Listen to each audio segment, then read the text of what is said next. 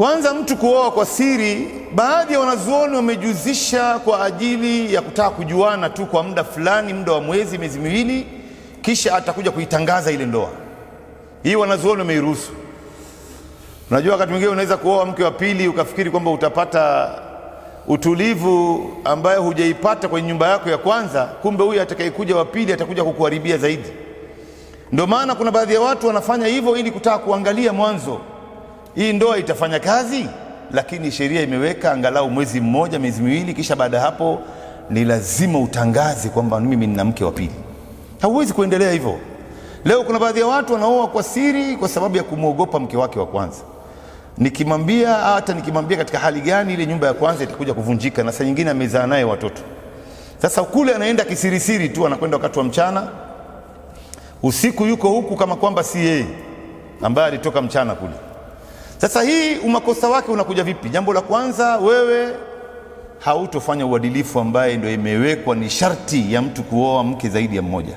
Mwenyezi Mungu aliposema kwamba fankihu ma taba lakum minan nisa mathna wa thulatha wa ruba', oweni wanawake ambao mnawapenda nyinyi, wawili ama watatu ama wanne, lakini sharti ikawekwa ni moja tu. Wa in khiftum alla ta'dilu fawahida, ikiwa mtahofia kwamba wewe huwezi kufanya uadilifu, hauwezi kufanya justice baina ya wake wawili hawa, basi oa mwanamke mmoja tu. Sasa hapa wewe utakuwa mwadilifu wa kujificha, ndugu yangu? Hauwezi kuwa mwadilifu, na mwadilifu ni katika kila kitu. Ukilala siku moja huku, utalala siku moja. Labda mmeelewana, mimi nitakaa siku mbili huku, siku mbili huku, hiyo ni maelewano. Wewe leo unampa huyu nusu saa, saa nzima, huku unampatia masaa 23. Kuna uadilifu hapo? Aya, wewe mwanzo kwanza, hata huyo mwanamke mwenyewe, vipi wewe leo utajenga naye akhira yako na wewe uko mbali na yeye? Masaa 23 haumuoni, na saa nyingine inaweza kupita siku humuoni kabisa. Siku hiyo ukitoka na mke wako ule mwingine ndo kabisa huwezi kwenda kule, na unakataza asikupigie simu, hakuna mawasiliano wewe ukiwa naye kule, hata ile mapenzi itakuwa hakuna. Alafu jambo la pili, itokee kwamba wewe naye ukampa mimba huyu mke wa pili, akazaa watoto, wakazaa, baadaye nyinyi wazazi mkaja mkaondoka duniani, kuna hatari hawa watoto kuja kuoana na ni mandugu. Watoto wa familia ya pili hawajui watoto wa familia ya kwanza, wala hawajuani. Baba ameshakufa, mama ameshakufa, watoto hawa wamekutana mashuleni kule, university, kwenye biashara hapa na pale mtaani, wamekuja kuoana hawa, na hii imeshawahi kutokea nyingi sana. Hatari, ndugu zangu. Wewe ikiwa leo unashindwa kumwambia mke wako wa kwanza, wewe bora uoe mwanamke mmoja. Wewe huwezi, wewe ni jitu khawaf, na huwezi kufanya uadilifu baina yao, ndugu yangu. Bora ubaki na mke wako mmoja. Hii masala ya kuoa wanawake mpaka wanne si kwamba imewekwa kwamba ni lazima, ni katika jambo ambalo ni katika sunnatul muakkada. Lakini ikiwa wewe utahisi kwamba mimi siwezi kwa kweli, basi mimi sina haja. Leo kuna baadhi ya wanaume malasafu shadid, yeye mwenyewe kumwangalia mke wake wa mwanzo huyu ni tabu. Renti ya nyumba anashindwa kulipa, anashindwa kuwalisha sawa sawa, anashindwa kumvisha huyu mwanamke. Mwanamke ananunuliwa nguo moja baada ya miaka miwili, alafu huyo akili alionayo ilikuwa finyo atataka kuongeza mke wa pili. Hakuna hiyo, ndugu zangu. Hii ni makosa makubwa, na hii ni dhulma ambayo inafanyika. Unajua, leo katika mtihani ambao walipewa hawa wanawake ni sisi wanaume kuruhusiwa kuoa mpaka wanawake wanne. Hii aya katika surati An-Nisa, hawa wanawake wangeweza kuifuta, wangeifuta, ndugu zangu. Hata kuna mmoja alikuwa akisoma na mke wake, wanasikizana, akisoma, huyu akisoma aya, huyu mwingine pia anasoma aya, huyu akisoma aya, huyu pia anasoma aya, wanasikizana mtu na mke wake. Ikafika kwenye hii aya, na ndo mwanamke anafaa asome, basi yule mwanamke aliruka aliruka. Mume wake akamwambia, bwana soma hapo, fankihu ma taba lakum minan nisa mathna wa thulatha wa ruba'. Ni mtihani kwa kweli kwa hawa wanawake, illa man rahima Allah. Umefahamu? Lakini wakati mwingine mwanamke anawajibi, mwanamume si kwamba eti yeye lazima aende aombe ruhusa kwa mke wake, lakini ni jambo la murua apate kuwajulisha kwamba bana, mimi nakwenda kuoa mke wa pili. Si kwa sababu wewe mwanamke una kasoro au una udhaifu, ndio dini yangu imeniruhusu hivyo. Na leo kila mwanamume mmoja ataoa mwanamke mmoja, wanawake wengi watabaki bila kuolewa, kwa sababu wanawake ni wengi zaidi duniani kuliko wanaume. Tena wanasema baadhi ya wadadisi wa mambo katika hawa wadadisi ni mara 3 au mara 4 zaidi, hata mara 5. Lao kila mwanamume mmoja atamuoa mke mmoja, wanawake wengi watabaki bila kuolewa, kwa sababu wanaume wengi ile lifespan yao ni ndogo, wanakufa haraka. Hao wanawake wanaishi sana ndugu zangu. Alafu wengi wamekufa katika vita, wengi wamekufa katika maradhi. Hata ukiona hii corona ilipokuja, wengi ambao wanaobebwa na corona ni wanaume. Wengi ambao wamekufa na maradhi ya ukimwi ni wanaume, na wanaume wengi wako jela. Sasa hawa wanawake kila mmoja akioa mke mmoja watabaki wengi, na tunaona katika alama za kiyama Mtume wa sallam anasema itafika wakati wanawake 50 watakuwa wanamkimbiza mwanamume mmoja. Kila mtu anataka huyu ndo amuoe. Wanawake 50, sikwambii 2 ama 3. Itafika wakati huo.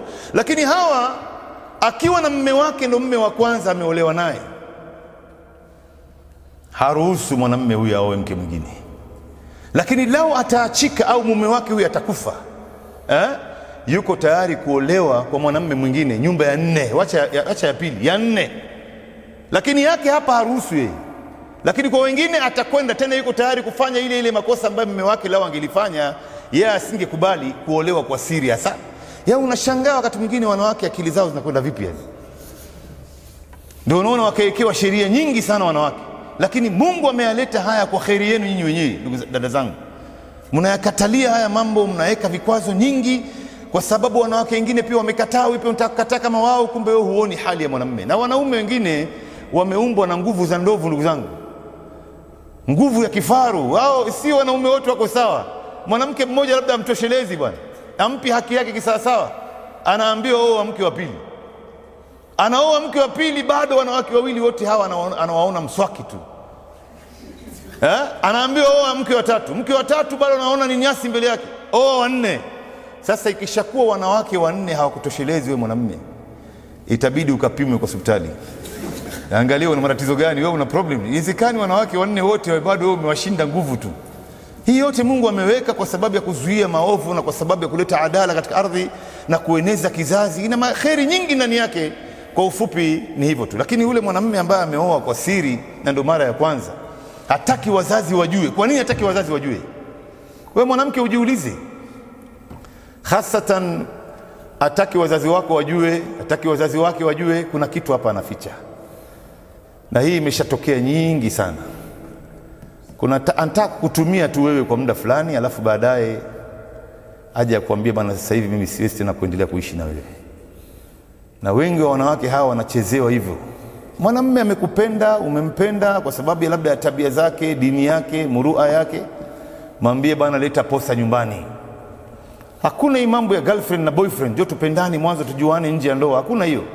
Leta posa, alafu inshallah tufunge ndoa. Mapenzi yanaanza kujengwa baada ya watu wameshaoana. Hii kabla tujaoana tunaanza kufukuzana huku, tunajuana, tunatoka nje kwa siri. Hii yote ni mipango ya shetani. Ndio unaona wale wote ambao wanaopendana nje ya ndoa, mapenzi ndani ya moyo hujakatazwa, lazima utapenda.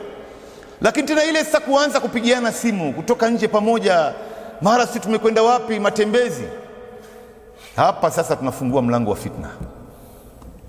Na ndio unaona leo hizi ndoa ambazo zinafungwa kwamba ni love marriage katika nchi za Europe na Amerika, watu hawaoani mpaka mwanzo wameshapendana. Tena wakienda mahakamani kufunga ndoa, yule jaji anawauliza mmependana miaka mingapi? Wanasema miaka 2. Basi anawaambia miaka 2 haitoshi, nendeni mkaongeze 2 mingine. Wanaporudi baada ya miaka 4, yule jaji anawaambia mmerudi sasa nenda mwanzo kaangalia huyu anaweza kuzaa huyu, kabla hujafikiria mambo ya kuoa. Na ndio unaona leo idadi ya talaka ndani ya nchi za Europe na Amerika ni kubwa sana. Wanasema imeshafika zaidi ya 66%. Na watu wameoana katika love marriage. Maana yake si kweli hiyo, ile ni ya kishetani. Ile ya kikweli ni mtu amemwona mwanamke, peleka posa ndugu yangu. Usitake makubwa. Usione watu wanafanya wewe pia unataka kufanya kama wao. Kwanza hakuna kuaminiana baina yenu. Wewe huwezi kumwamini mke wako tena ikiwa ulifanya naye kitendo hata kama ni kumbusu peke yake. Vipi utamwamini na mtu utaamini hata akienda kazini ama ukimwacha nyumbani peke yake? Kila mara utakuwa ndani ya wasiwasi. Lakini angalia ndoa ya Kiislamu ndugu yangu, inajengwa mapenzi baada ya watu wameshaoana. Sasa ndo mapenzi yanaanza kujengwa kutoka pale. Hii ya nje ya ndoa na kwa siri tena. Huyu ana hidden agenda, huyu hataki watu wajue kuna kitu nataka kufanyia wewe, alafu baadaye aje aruke. Na hii imeshatokea wengi sana. Na ndoa ni furaha, wewe wajulishe watu wako, yeye wajulishe watu wake. Sawa, watu walete pamoja, inaleta furaha katika maisha, watu wapate kusherehekea. Ndio Mtume alipomwona Abdurrahman bin Auf amevaa pete na ananukia marashi, akamuuliza umeoa? Akamwambia ndio. Maana yake alikuwa hajatangaza ndoa yake. Mtume akamwambia aulim walau bisha, fanya chakula cha harusi, walima, hata japo kwa kuchinja mbuzi mmoja. Ndio akachinja mbuzi mmoja, watu wote wakaja wakajua fulani kumbe ameoa. Ni sifa hiyo ndugu yangu. Wewe leo unaoa kwa siri, unaacha kitu kikubwa katika jamii. Vijana wengi hapa wanataka kuonekana kwamba wao bado hawajaoa, yeye bado ni mdogo tu, mwingine anafanya kule nje kwa siri, ni mengi makubwa zaidi. Tunafungua mlango wa fitna, tunampa shetani nafasi ya fitna katika maisha yetu. Sisi tunaona kwamba ni watu wajanja, tumesoma, kumbe hatujui tunaharibu wakati mwingine.